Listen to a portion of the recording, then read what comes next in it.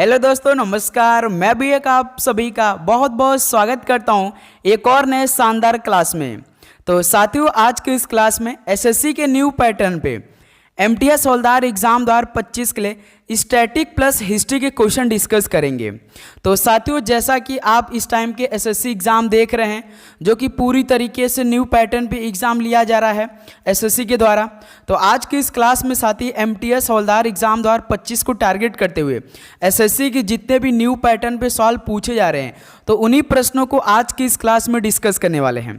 यदि आप भी साथी एमटीएस हवलदार का पेपर सितंबर के महीने में देने जा रहे हैं, तो इस क्लास को कंप्लीट देख लीजिएगा, क्योंकि आपको जो हिस्ट्री प्लस स्टैटिक जीके का सवाल मिलेगा, बिल्कुल इसी लेवल के सवाल देखने को मिलेगा।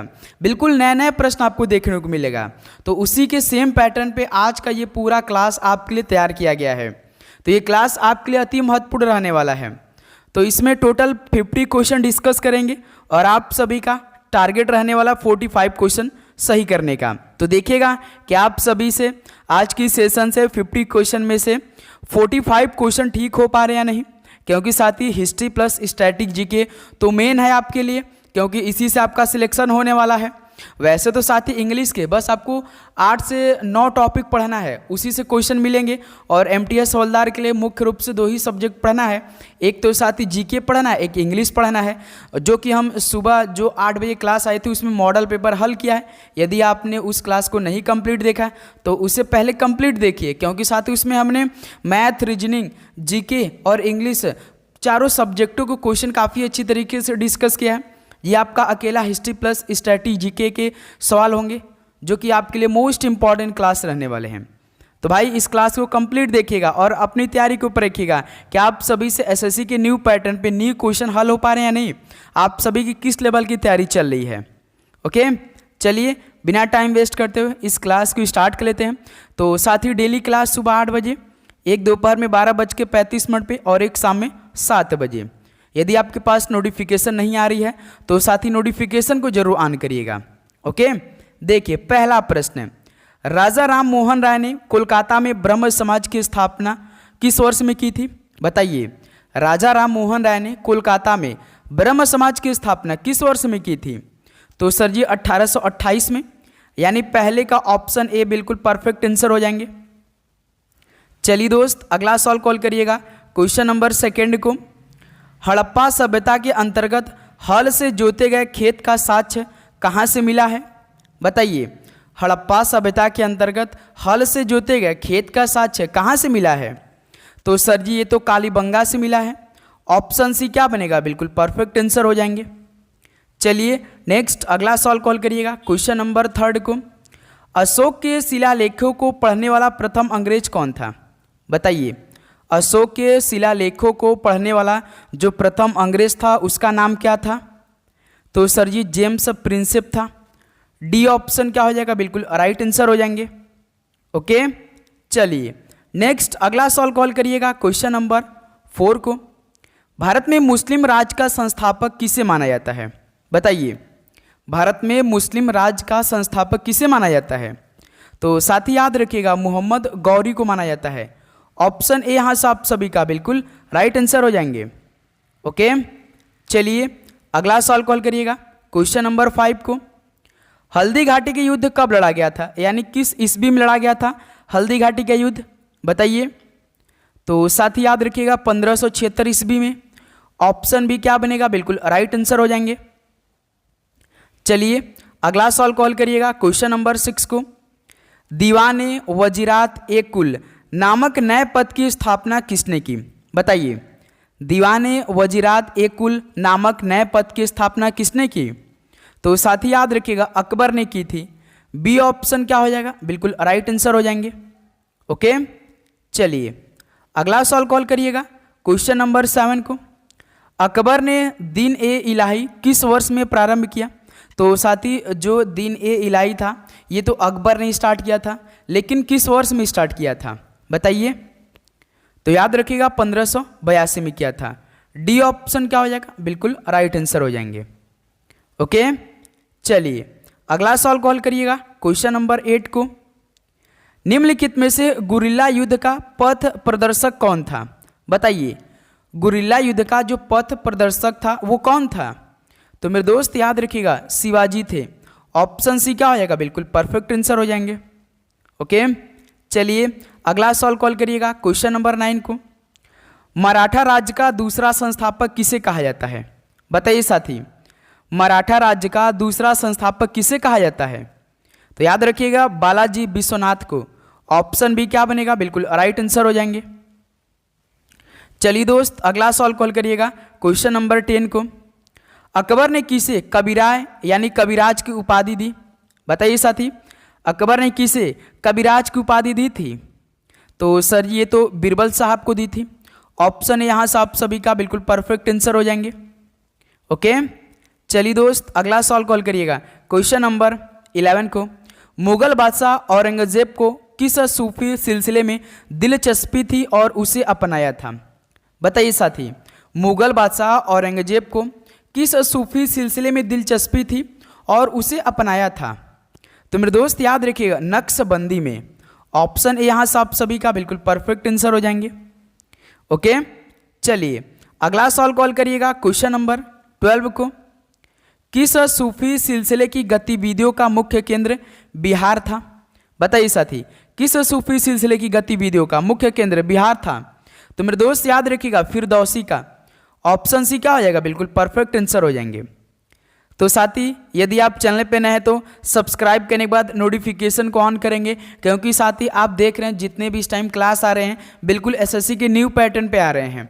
तो मेरे दोस्त यदि आपको डेली क्लास लेना है खासकर एमटीएस और हवलदार के लिए, तो बहुत अच्छी तरीके से अब हम आगाज कर चुके हैं। जो भी क्वेश्चन हम क्लास में करेंगे डिट्टो साथी आपके शिफ्ट में देखने को मिलेगा, क्योंकि वही क्वेश्चन साथी ला रहे हैं आपके लिए जो पेपर बन सकते हैं। पूरे आपके एसएससी के न्यू पैटर्न पे जो हाल फिलहाल की एग्जाम कंप्लीट हो रहे हैं उसके आधार पे साथी डेली क्लास लग रही है। तो मेरे दोस्त उम्मीद करूंगा आपको हर एक क्वेश्चन समझ में आ रहे होंगे, तो इसके लिए आप डेली क्लास लेंगे। ओके, ये अपने अंदर साथी प्रण रखिए कि हमको अब डेली क्लास लेनी है, अपनी तैयारी रखना है, क्योंकि साथी आज 22 अगस्त है, आपका पेपर सितंबर के महीने में स्टार्ट होने जा रहा है। तो अपनी तैयारी अभी से स्टार्ट करिए।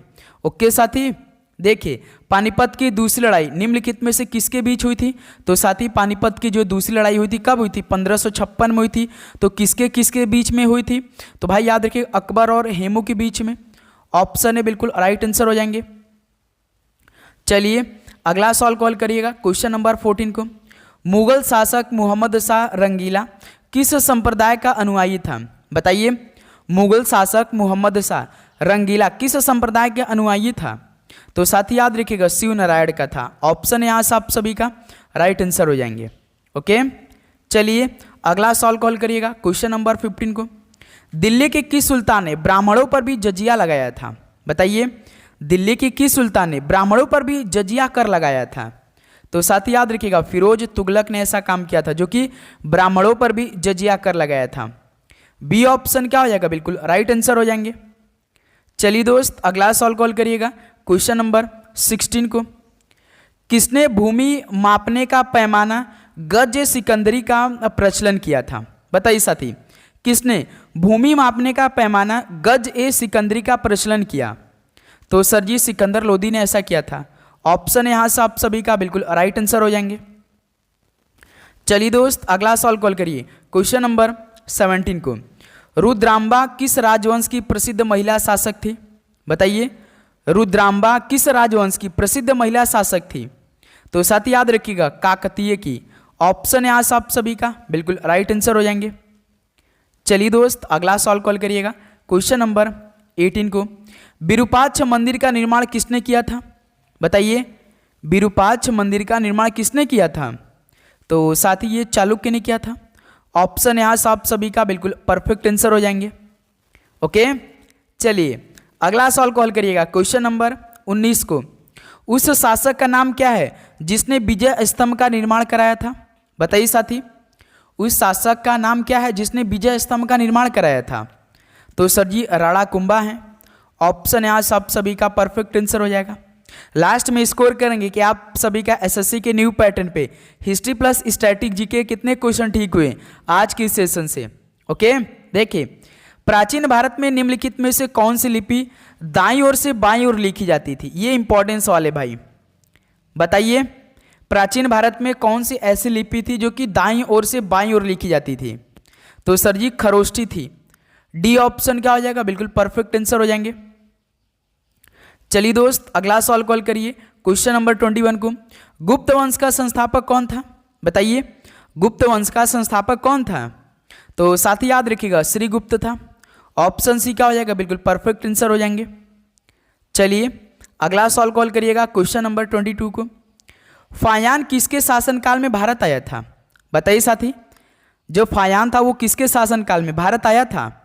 तो सर जी चंद्रगुप्त द्वितीय के समय आया था। डी ऑप्शन क्या हो जाएगा? बिल्कुल परफेक्ट आंसर हो जाएंगे। चलिए अगला सवाल कॉल करिएगा, क्वेश्चन नंबर 23 को। प्राचीन काल में कलिंग का महान शासक कौन था?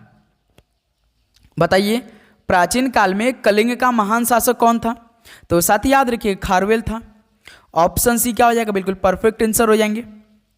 चलिए अगला सवाल कॉल करिएगा, क्वेश्चन नंबर 24 को। निम्नलिखित में से किसने दिल्ली में खगोलीय वेधशाला, जिसे जंतर मंतर कहते हैं, बनवाई थी? बताइए साथी, किसने दिल्ली में खगोलीय वेधशाला, जिसे जंतर मंतर कहते हैं, किसने बनवाई थी यह? तो सर ये तो जय सिंह सेकंड ने बनवाई थी। डी ऑप्शन क्या हो जाएगा? बिल्कुल परफेक्ट आंसर हो जाएंगे। चलिए दोस्त अगला सवाल कॉल करिए, क्वेश्चन नंबर 25 को। द्वैध शासन नीति को किसने समाप्त किया था? तो मेरे दोस्त द्वैध शासन नीति को किसने समाप्त कर दिया था? तो सर जी वॉरेन हेस्टिंग ने यह समाप्त किया था द्वैध शासन नीति को। ऑप्शन सी बिल्कुल परफेक्ट आंसर हो जाएंगे। चलिए भाई अगला सवाल कॉल करिएगा, क्वेश्चन नंबर 26 को। क्लाइव को बंगाल का गवर्नर किस ईस्वी में बनाया गया था? बताइए, क्लाइव को बंगाल का गवर्नर किस ईस्वी में बनाया गया था? तो साथ ही याद रखिएगा 1757 ईस्वी में। तो यहां से बी ऑप्शन क्या हो जाएगा? बिल्कुल परफेक्ट आंसर हो जाएंगे। ओके, चलिए अगला सवाल कॉल करिएगा, क्वेश्चन नंबर 27 को। भारत में आधुनिक उद्योगों की स्थापना कब आरंभ हुई? बताइए साथी, भारत में आधुनिक उद्योगों की स्थापना कब आरंभ हुई थी? तो मेरे दोस्त याद रखिएगा 1850 ईस्वी में। डी ऑप्शन क्या हो जाएगा? बिल्कुल परफेक्ट आंसर हो जाएंगे। ओके, चलिए अगला सवाल कॉल करिएगा, क्वेश्चन नंबर 28 को। आधुनिक भारत में हिंदू धर्म में पहला सुधार आंदोलन कौन था? बताइए साथी, आधुनिक भारत में हिंदू धर्म में पहला सुधार आंदोलन कौन था? तो सर जी ब्रह्म समाज। तो अब बताइए साथी कि ब्रह्म समाज की स्थापना किसने की थी? चलिए इस सवाल का राइट आंसर बताइए। सभी साथी बताएंगे भाई कि ब्रह्म समाज की स्थापना किसने की थी, कमेंट करके बताइए। जो कि साथी आधुनिक भारत में हिंदू धर्म में ये पहला सुधार आंदोलन था ब्रह्म समाज। कमेंट करके बताइए कि किसने इसकी स्थापना की थी। चलिए दोस्त अगला सवाल कॉल करिए, क्वेश्चन नंबर 29 को। 1815 ईस्वी में निम्न में से किसने कलकत्ता में आत्मीय सभा की स्थापना की? बताइए साथी, 1815 में आत्मीय सभा की स्थापना हुई थी, लेकिन किसने कलकत्ता में की थी? बताइए। तो मेरे दोस्त याद रखिएगा राम मोहन राय ने की थी। बी ऑप्शन परफेक्ट आंसर हो जाएंगे। चलिए दोस्त अगला सवाल कॉल करिएगा, क्वेश्चन नंबर 30 को। बेगम हजरत महल ने 1857 के विद्रोह का नेतृत्व निम्न में से किस शहर से किया था? बताइए, बेगम हजरत महल ने 1857 के विद्रोह का नेतृत्व किस सिटी से किया था? तो सर जी लखनऊ से किया था। यूपी की राजधानी है लखनऊ, याद रखिएगा ऑप्शन है परफेक्ट आंसर हो जाएंगे। चलिए दोस्त अगला सवाल कॉल करिए, क्वेश्चन नंबर 31 को। 1857 की क्रांति के समय ब्रिटेन का प्रधानमंत्री कौन था? बताइए दोस्त, 1857 की क्रांति के समय ब्रिटेन का प्रधानमंत्री कौन था? तो सर जी लॉर्ड पामरस्टन था। यहाँ से डी ऑप्शन क्या हो जाएगा? बिल्कुल परफेक्ट आंसर हो जाएंगे। ओके दोस्त, चलिए नेक्स्ट अगला सवाल कॉल करिए, क्वेश्चन नंबर 32 को। 1857 में किसने इलाहाबाद को आपातकालीन मुख्यालय बनाया था? बताइए साथी, 1857 में किसने इलाहाबाद को आपातकालीन मुख्यालय बनाया था? तो सर जी लॉर्ड कैनिंग ने बनाया था। ऑप्शन यहाँ से आप सभी का परफेक्ट आंसर हो जाएगा। ओके दोस्त, चलिए अगला सवाल कॉल करिए, क्वेश्चन नंबर 33 को। किस गवर्नर जनरल के कार्यकाल के दौरान भारतीय राष्ट्रीय कांग्रेस बनी थी? बताइए दोस्त, किस गवर्नर जनरल के कार्यकाल के दौरान भारतीय राष्ट्रीय कांग्रेस बनी थी? तो साथ ही याद रखिएगा लॉर्ड डफरिन के समय। ऑप्शन सी परफेक्ट आंसर हो जाएंगे। ओके, तो साथ ही लास्ट में स्कोर करना है। तो साथ ही चैनल पे नए हैं तो सब्सक्राइब करने के बाद नोटिफिकेशन को ऑन करेंगे और लाइक तो बनता है साथ ही, क्योंकि इस बार हमें आप सभी का एक सिलेक्शन चाहिए और एक लाइक चाहिए। ओके, तैयार रहेगा इसके लिए। भारतीय राष्ट्रीय कांग्रेस की सबसे पहली महिला अध्यक्ष कौन थी? भारतीय राष्ट्रीय कांग्रेस की पहली महिला अध्यक्ष की बात करेंगे तो एनी बेसेंट थी। ऑप्शन सी परफेक्ट आंसर हो जाएंगे। चलिए दोस्त, अगला सवाल कॉल करिए, क्वेश्चन नंबर 35 को। मार्ले मिंटो रिफॉर्म्स को किस वर्ष में प्रस्तुत किया गया था? बताइए दोस्त, मार्ले मिंटो रिफॉर्म्स को किस वर्ष में प्रस्तुत किया गया था? तो साथ ही याद रखिएगा 1909 में। ऑप्शन ए परफेक्ट आंसर हो जाएंगे। चलिए दोस्त, अगला सवाल कॉल करिए, क्वेश्चन नंबर 36 को। 1916 ईस्वी में मद्रास में होम रूल मूवमेंट के प्रवर्तक कौन थे? बताइए, 1916 ईस्वी में मद्रास में होम रूल मूवमेंट के प्रवर्तक कौन थे? तो सर जी एनी बेसेंट थी। ऑप्शन सी परफेक्ट आंसर हो जाएंगे। चलिए दोस्त, अगला सवाल कॉल करिए, क्वेश्चन नंबर 37 को। सुभाष चंद्र बोस ने सिंगापुर में दिल्ली चलो का नारा किस वर्ष में दिया था? तो सर जी साथी दिल्ली चलो का नारा सिंगापुर में सुभाष चंद्र बोस जी के द्वारा दिया गया था, लेकिन किस वर्ष में? तो मेरे दोस्त याद रखिएगा 1943 में। ऑप्शन बी परफेक्ट आंसर हो जाएंगे। ओके, चलिए भाई, अगला सवाल कॉल करिएगा, क्वेश्चन नंबर 38 को। भारत एवं पाकिस्तान के विभाजन किस योजना के तहत हुआ था? बताइए साथी, जो भारत और पाकिस्तान का विभाजन हुआ था वो किस योजना के तहत हुआ था? तो सर जी माउंटबेटन योजना के तहत हुआ था। ऑप्शन यहाँ से आप सभी का परफेक्ट आंसर हो जाएंगे। ओके, चलिए अगला सवाल कॉल करिएगा, क्वेश्चन नंबर 39 को। पिट्स इंडिया एक्ट किस वर्ष पारित किया गया? बताइए, पिट्स इंडिया एक्ट किस वर्ष पारित किया गया? तो साथ ही याद रखिएगा 1784 में। ऑप्शन यहाँ से आप सभी का राइट आंसर हो जाएंगे। चलिए दोस्त, अगला सवाल कॉल करिएगा, क्वेश्चन नंबर 40 को। संविधान सभा के गठन की मांग सर्वप्रथम 1895 में किसके द्वारा प्रस्तुत की गई? बताइए दोस्त, संविधान सभा के गठन की मांग सबसे पहले 1895 में किसके द्वारा प्रस्तुत की गई थी? तो बताइए। तो साथ ही याद रखिएगा सबसे पहले बाल गंगाधर तिलक जी के द्वारा किया गया था। डी ऑप्शन बिल्कुल राइट आंसर हो जाएंगे। ओके, चलिए अगला सवाल कॉल करिएगा, क्वेश्चन नंबर 41 को। 73वें संविधान संशोधन अधिनियम द्वारा भारतीय संविधान में कौन सी अनुसूची जोड़ी गई? बताइए, 73वें संविधान संशोधन अधिनियम द्वारा भारतीय संविधान में कौन सी अनुसूची जोड़ी गई थी? तो मेरे दोस्त याद रखिएगा 11वीं अनुसूची। ऑप्शन सी परफेक्ट आंसर हो जाएंगे। ओके, चलिए भाई अगला सवाल कॉल करिए, क्वेश्चन नंबर 42 को। मूसी तथा भीमा किस नदी की सहायक नदियां हैं? बताइए, मूसी और भीमा नदी ये किस नदी की सहायक नदियां हैं? तो सर जी कृष्णा नदी की हैं। बी ऑप्शन परफेक्ट आंसर हो जाएंगे। चलिए दोस्त अगला सवाल कॉल करिए, क्वेश्चन नंबर 43 को।